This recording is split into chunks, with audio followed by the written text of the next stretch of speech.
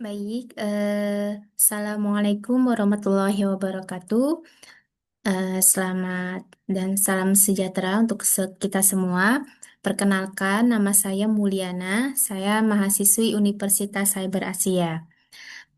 Pada pertemuan kali ini, saya akan memaparkan terkait dua topik ekonomi makro, yaitu topik inflasi dan topik pengangguran.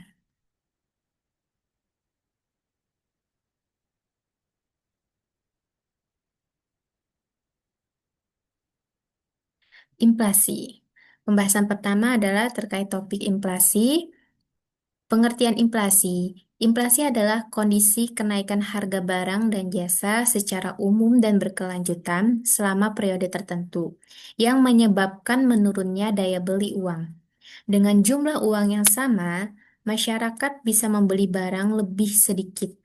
Inflasi bukan hanya kenaikan harga satu atau dua barang, tetapi kenaikan yang luas dan terus-menerus di banyak barang dan jasa.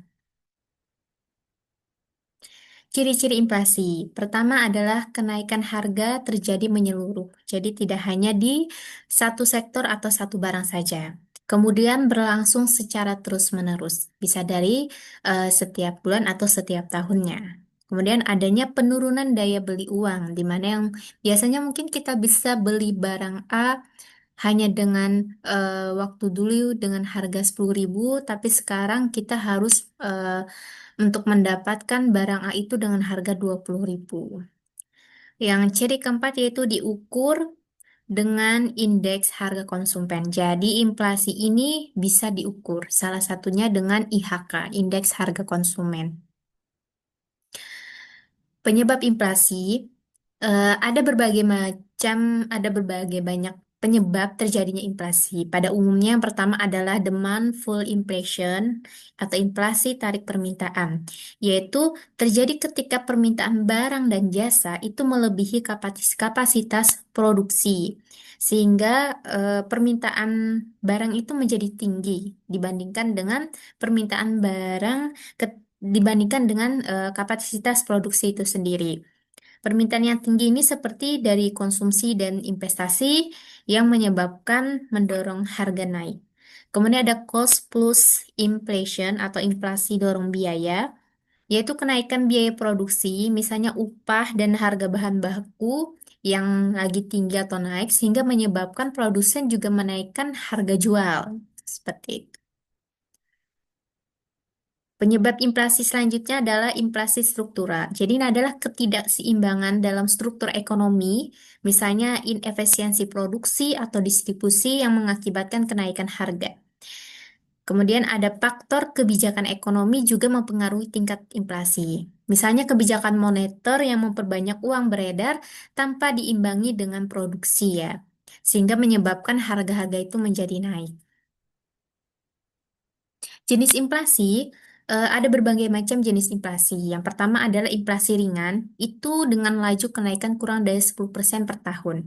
Dampaknya itu adalah relatif aman bagi ekonomi. Jadi memang ini mungkin wajar ya, wajar untuk di setiap negara dengan inflasi ringan. Kemudian ada inflasi sedang, itu laju kenaikan harganya 10 sampai 30% per tahun. Ini adalah mulai mengganggu daya beli masyarakat. Kemudian yang ketiga adalah inflasi berat, ini 30 sampai 100% per tahun. Ini menimbulkan penurunan daya beli yang sangat tajam karena inflasinya udah sampai di tahap 100%. Dan yang paling tinggi adalah inflasi yaitu di atas 100% per tahun. Ini sudah menyebabkan ekonomi kacau dan nilai uang hampir hilang. Kemudian adalah pengukuran inflasi seperti yang disebutkan sebelumnya bahwa pengukuran inflasi itu ada berbagai macam pengukuran, ada tiga. Pertama ada IHK, Indeks Harga Konsumen. Itu adalah mengukur perubahan harga barang dan jasa yang dikonsumsi rumah tangga sebagai indikator inflasi yang umum digunakan. Untuk menghitungnya adalah kita dengan mengurangkan IHK tahun ini dengan tahun sebelumnya, kemudian dibagi dengan IHK tahun sebelumnya, kemudian dikali 100%.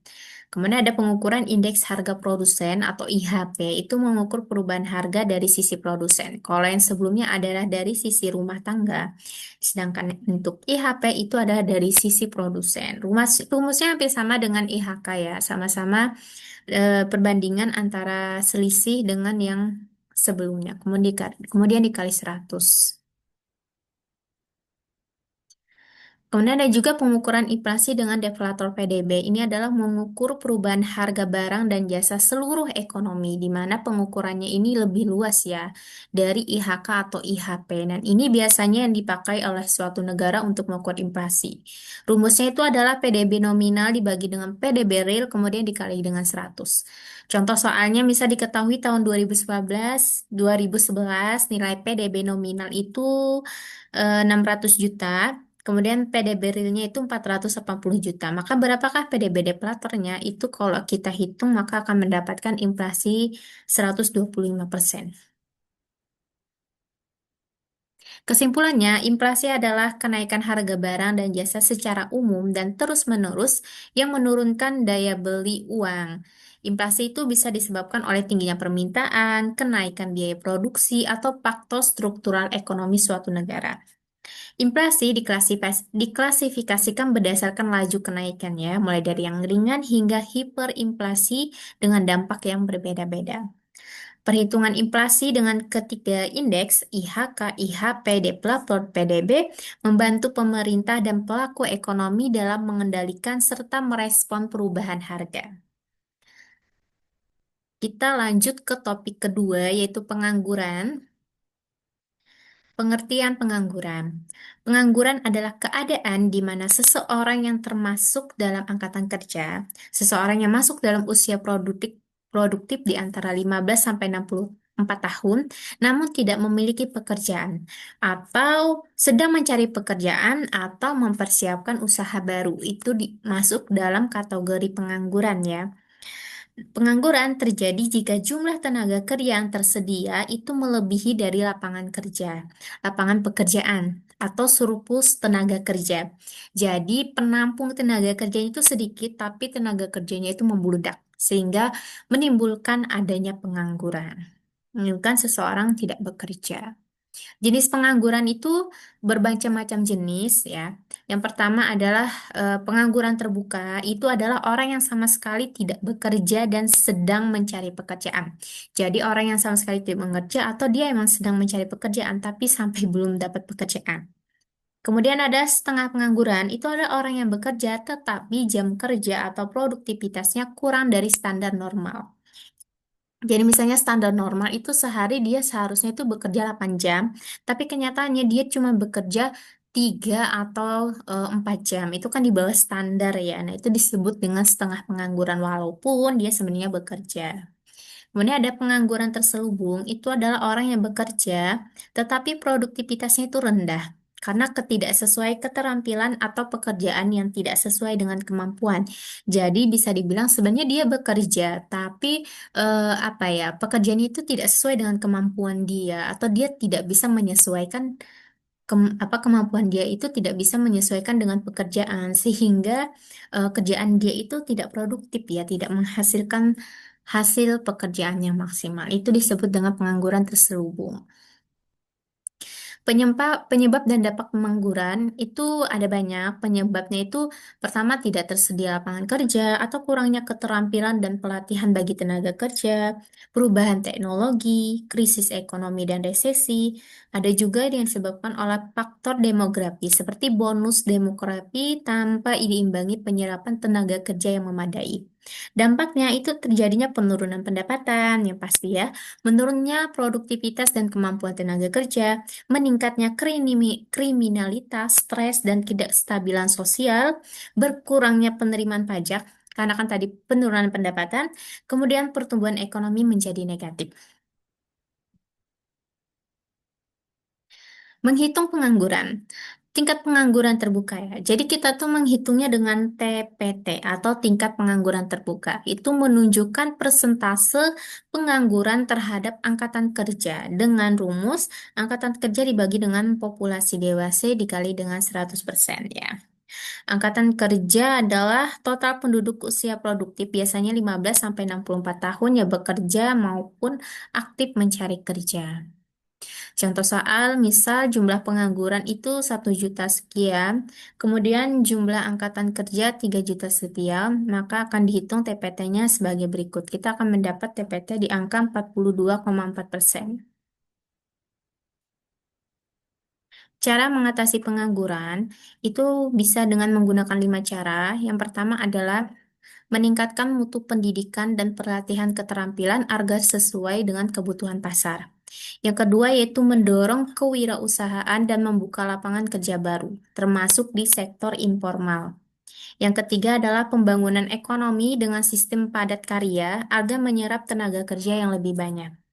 Yang keempat yaitu memanfaatkan peluang kerja di luar negeri atau internasionalisasi tenaga kerja. Yang kelima adalah penyelarasan antara lulusan pendidikan dan kebutuhan industri untuk mengurangi pengangguran terselubung. Kesimpulannya, pengangguran itu terjadi ketika jumlah tenaga kerja melebihi lapangan kerja yang tersedia. Kemudian terdapat berbagai jenis pengangguran seperti pengangguran siklis, struktural, musiman, dan teknologi yang disebabkan oleh faktor ekonomi dan sosial. Tadi ada juga yang pengangguran terbuka, terselubung. Pengangguran itu berdampak negatif pada perekonomian dan kesejahteraan masyarakat, termasuk menurunkan pendapatan dan meningkatkan masalah sosial. Tingkat pengangguran itu dapat dihitung dengan membandingkan jumlah pengangguran terhadap total angkatan kerja. Upaya mengatasi pengangguran meliputi peningkatan keterampilan tenaga kerja, penciptaan lapangan kerja baru, dan penyesuaian antara pendidikan dan kebutuhan pasar kerja. Baiklah, sekian pemaparan saya terkait dua topik di ekonomi makro ini. Semoga bermanfaat untuk semuanya. Saya tutup dengan wassalamualaikum warahmatullahi wabarakatuh.